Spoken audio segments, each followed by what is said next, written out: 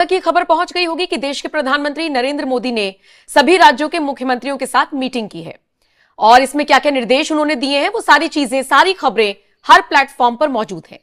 लेकिन in middle east में जंग चल रही है, मिसाइलें चल रही हैं, ड्रोन गिर रहे हैं और आसमान में ताकत की असली परीक्षा हो रही है। लेकिन इसी बीच भारत ने एक ऐसा कदम उठाया है जिसने पूरी दुनिया का ध्यान अब भारत की तरफ खींच लिया है। भारत ने पहली बार अपनी अगली पीढ़ी की एयर डिफेंस ताकत की झलक पूरी दुनिया को दिखा दी है। और ये सिर्फ एक सिस्टम नहीं है, ये एक साफ संदेश है कि आने वाले समय में भारत सिर्फ अपनी सीमाओं की रक्षा नहीं करेगा, बल्कि आसमान पर कंट्रोल की लड़ाई में भी पीछे नहीं रहेगा। भारत का हाल देखिए, मोदी सरकार का जंगी जुनून देखिए, मोदी हुकूमत जंगी साजो सामान को तरजीह दे रही है। इस तरीके से जो दिफाई निजाम है भारत का, उसको मजबूत से मजबूत तर किया जाए और वो सिर्फ चंद रीजन्स तक महदूद ना हो, बल्कि पूरे इंडिया को, भारत को वो कवर करे। अजीत डोभाल की मीटिंग मोदी जी के साथ हुई और उन्होंने एक सीक्रेट फाइल दिया है मोदी जी को, जिसका नाम था ऑपरेशन सिंदूर।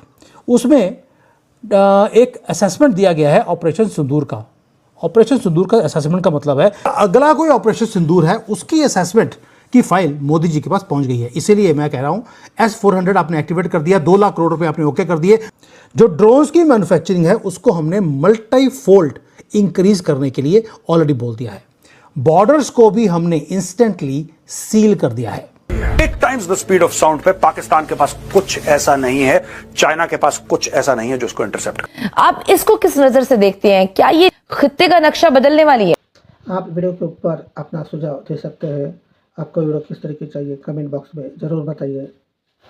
चैनल को लाइक, शेयर और सब्सक्राइब कीजिए। जय हिंद।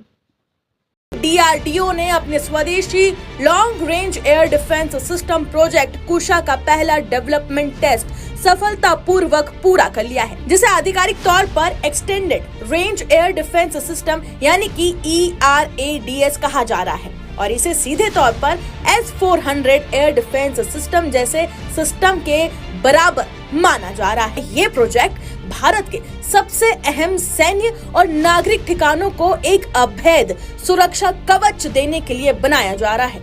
लेकिन इस सिस्टम की असली ताकत क्या है? इसका जवाब छिपा है इसके 3 लेयर वाले डिफेंस में। पहला, M1 इंटरसेप्टर, 150 किलोमीटर की रेंज जो फाइटर जेट्स और प्रिसीजन वेपन्स को हवा में ही खत्म कर सकता है। दूसरा, M2 इंटरसेप्टर, 250 किलोमीटर की रेंज, AESA रडार के साथ और ज्यादा सटीक और ज्यादा खतरनाक। तीसरा, M3 इंटरसेप्टर, 350 से 400 किलोमीटर की रेंज जो AWACS जैसे हाई वैल्यू टारगेट और बैलिस्टिक मिसाइल तक को निशाना बना सकता है। यानी एक ऐसा मल्टी लेयर शील्ड जो दुश्मन के किसी भी हवाई हमले को कई स्तरों पर रोक सकता है। Stealth fighter, cruise missile, drone या फिर बैलिस्टिक मिसाइल, सबके लिए जवाब तैयार है। ये सिस्टम मिशन सुदर्शन चक्र का हिस्सा है, जिसका लक्ष्य है पूरे भारत में एक इंटीग्रेट एयर और मिसाइल डिफेंस नेटवर्क तैयार करना। भारत तजुर्बा कर लेता है, उसको कुछ नहीं कहा जाता। फिर इंडिया क्वाड का मेंबर है। क्वाड का मेंबर होने का मकसद यह है कि आप एक मिसाइल जिसकी रेंज एक हद से ज्यादा हो, आप उसको एक्सपोर्ट नहीं कर सकते, लेकिन भारत ऐसा कर रहा है। न सिर्फ तैयार कर रहा है बल्कि उसकी रेंज भी बढ़ा रहा है। भारत क्यों किसी को नजर नहीं आता? पाकिस्तान रीजनल डेटरेंस जो अपना अजली दुश्मन है, and we are very proud being their enemy, वो इंडिया है। इंडिया स्पेसिफिक है Pakistan is all about Pakistan का डिफेंस, पाकिस्तान का न्यूक्लियर, पाकिस्तान की अफवाज और पाकिस्तान की कौम की जो विल टू फाइट है, वो that is against India, let there be no doubt. और फिर उस will to fight will always be against all those जो पाकिस्तान के ऊपर अग्रेशन के साथ आए। अच्छा, भारत सुदर्शन चक्र, उन्होंने अपने दिफाई निज़ाम को ये नाम दिया है। सुदर्शन चक्र क्या है? ये एक डिस्कस है जिसका लॉर्ड विष्णु से ताल्लुक है। ये उनका एक मिथिकल जो है वेपन है जो कि प्रोटेक्ट करता है। तो ये सुदर्शन चक्र जो है उसको नाम दिया गया है और सारे नाम हिंदू जो है जो मिथोलॉजी है उससे निकलते हैं। अब ये इंडिया जो है वो अपने आयरन डोम जो है उसकी बात कर रहा है कि हमें आयरन डोम चाहिए, ठीक है। और ये एक मल्टी लेयर्ड फ्रेमवर्क होता है जो integrated advance surveillance, cyber protection और फिजिकली सेफ गार्ड करता है शहरियों को एंड गवर्नमेंट इंफ्रास्ट्रक्चर को एंड प्रॉपर्टी को from the enemy country which is obviously Pakistan and later on China के साथ तो अभी जंग नहीं होनी इंडिया की, क्योंकि पहले तो मसला पाकिस्तान है। And the most important thing, वो कह रहे हैं कि this is a defensive blanket, ठीक है, जिस तरह इजराइल के पास है ना iron dome, so understand that. So prime minister Modi is thinking in that domain कि हमें जिस तरह इजराइल के पास आयरन डोम है, अमेरिका के पास गोल्डन डोम है, या पैट्रियट आपने सुना होगा डिफेंस सिस्टम होते हैं, इसी तरह इंडिया कहता है कि इंडिया जो है वो जो integrated air command and control system है वो उसने बेसिकली पाकिस्तान के मिसाइल्स को रोका, ठीक है, और वो कहते हैं 100 घंटे ड्यूरिंग ऑपरेशन सिंदूर जो है वो इसके दौरान जो पाकिस्तान अपने मिसाइल भेज रहा था वो नाकाम थे।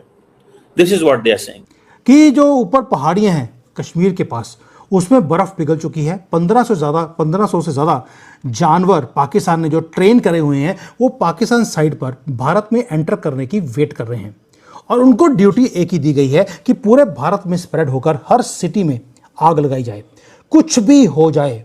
ये सारे काम जब किए जाएंगे तो जो भारत की ग्रोथ है वो रुक जाएगी।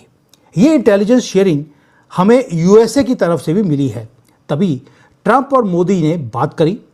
And Trump has said we are two people who get the things done. Thing एक ही है, इस्लामिक रेडिकल एनिमल्स, इनको खत्म करना है पैदा होने से पहले। इसलिए जो 1500 हैं एंटर नहीं कर पाएंगे, उससे पहला लुल्ला को प्यारे कर दिए जाएंगे, और जो कुछ कटा है वो पूरा काट दिया जाएगा। नाउ अल्टीमेट शॉकर, ये तो हो गया मिलिटरीली जो हम तैयारी कर रहे हैं। रियल मास्टर स्ट्रोक एक और था। आपने सुना होगा कि जो हमारी ऑपोजिशन है वो बार बार बोल रही थी कि लॉकडाउन लग जाएगा, प्योर टेरर वो स्प्रेड करने की कोशिश कर रहे थे। मोदी जी को मालूम था ये क्या कर रहे हैं, ये सड़कों पे लोगों को बाहर निकालने की कोशिश कर रहे हैं उस वक्त जब पूरे दुनिया में प्रॉब्लम है। और दूसरा, ईरान के वॉर के बाद पाकिस्तान भी हमारे साथ कुछ गंदी हरकतें करने के लिए वो रेडी है। He knew what opposition is doing. Modi ji ने इकोनॉमिक न्यूक्लियर बॉम्ब फेंक दिया और उनकी पूरी की पूरी प्लानिंग को धराशायी कर दिया। ग्लोबल प्राइसेस पूरे दुनिया में बढ़ गए हैं तेल के, और मोदी जी ने एक्साइज ड्यूटी 10-10 रुपए कम करके पेट्रोल डीजल के प्राइसेस को कम कर दिया। ये है एब्सोल्यूट मास्टर स्ट्रोक। सबसे इतर अगर मैं आपसे कहूं कि इन्हीं 24 घंटे में और भी बड़े डेवलपमेंट्स हुए हैं भारत में, तो आप क्या कहेंगे? और हो सकता है आपकी नजर उन पर गई हो, लेकिन आप कड़ियों से कड़ियां ना जोड़ पाए हो। आपके लिए आज वो काम मैं और मेरे वरिष्ठ सहयोगी पंकज प्रसून करेंगे, लेकिन उससे पहले ग्राफिक्स के जरिए आइए समझ लीजिए पिछले 24 घंटे में कौन कौन से बड़े डेवलपमेंट हुए हैं भारत के अंदर। सबसे पहले देखिए, प्रधानमंत्री नरेंद्र मोदी ने सभी मुख्यमंत्रियों के साथ बैठक की। उसके बाद एनएसए अजीत डोभाल ने लगातार 3 घंटे तक हाई लेवल सिक्योरिटी मीटिंग ली। रक्षा मंत्री राजनाथ सिंह ने सभी मंत्रियों के साथ अलग से बैठक की। प्रधानमंत्री नरेंद्र मोदी ने गृह मंत्री अमित शाह, रक्षा मंत्री राजनाथ सिंह और वित्त मंत्री निर्मला सीतारमण की एक हाई पावर कमेटी बनाई। प्रधानमंत्री नरेंद्र मोदी ने ही एक रैली के दौरान सभी देशवासियों से संकट के समय एकजुट रहने की अपील भी की है। इन सबसे इतर आर्मी चीफ उपेंद्र द्विवेदी ओडिशा के जगन्नाथ मंदिर पहुंचे। बताया जा रहा है कि उन्होंने भारतीय सेना के जवानों और उनके परिवार की सुरक्षा के लिए आशीर्वाद मांगा। और इसके अलावा पूरे पंजाब, राजस्थान और गुजरात में भारत ने नोटम जारी किया। जैसलमेर जैसे जो शहर हैं उनमें 11 स्थानों की अगर मैं अब बात करूं तो मोबाइल से एक्टिवेट होने वाले सायरन की प्रैक्टिस की गई है। अब ये सारी चीजें इत्तेफाक नहीं हो सकती और सिर्फ एक दिन में ये सब कुछ हुआ है। तो आज इसी पर चर्चा करेंगे, थोड़ा इन्हें जोड़ने की और उसको मिलाकर समझने की कोशिश करेंगे। पंकज जी, हम सबकी नजरें तो सिर्फ प्रधानमंत्री मोदी पर ही थी, वो क्या कह रहे हैं, उनसे बैठक करने के बाद मुख्यमंत्री अपने अपने राज्य की जनता के लिए क्या कह रहे हैं, लेकिन ये बड़े डेवलपमेंट्स हुए हैं पिछले 24 घंटे में। और इसके के डेवलपमेंट्स कुछ आपने बताया, कुछ और मैं बता रहा हूं। थल सेनाध्यक्ष जगन्नाथ मंदिर में हैं, आशीर्वाद ले रहे हैं। वायु सेनाध्यक्ष हरमंदिर साहब तख्त में हैं, अच्छा, अमृतसर, वो वहां आशीर्वाद ले रहे हैं। और नेवी चीफ जो है महाकाल मंदिर उज्जैन। तीनों सेना प्रमुख अलग अलग मंदिरों में अपने सेना के लिए दुआ मांग रहे हैं। नंबर, आप वीडियो के ऊपर अपना सुझाव दे सकते हैं। आपको वीडियो किस तरह की चाहिए कमेंट बॉक्स में जरूर बताइए। चैनल को लाइक, शेयर और सब्सक्राइब कीजिए। जय हिंद।